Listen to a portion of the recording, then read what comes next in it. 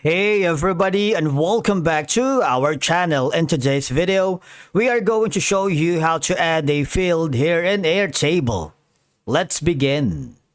Now, the first thing that you need to do is to log in using your credentials. If this is your first time on Airtable, I want you to click the sign up option.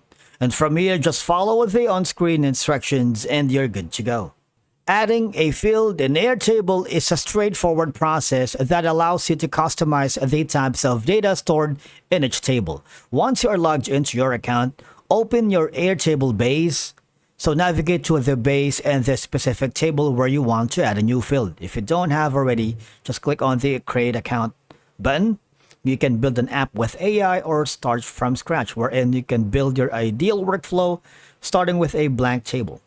Now here, you can choose the color that best represents your brand or identity. In my case, I'm going to be using this. For you to be able to add a field here in Airtable, depending on the view, if you want to add a grid, calendar, gallery, or Kanban, for example, we're going to add a gallery, create a new view.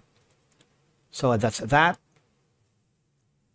If you wanted to add a grid view, you could also choose to do that. Simply click the plus button here on the right side, and that's going to be adding a field. You see that? It says add field. If you click on it, you have all of these options. You can link to another record, a single line text, a long text, attachment, checkbox, multiple select, single select, user, date, URL number, currency, and a lot more. If you wanted to put an AI for the team, that's going to be also useful. But if you want to maybe put in a single line text, you are welcome to do that. You can put in the default value or add a description and create a field. All right, you see that? That's going to be the field. And of course, you are welcome to add more fields along the way. Say, for example, you wanted to add an attachment right here. Okay, so the attachment has like add images, documents, or other files to be viewed or downloaded. Add a description, create a field.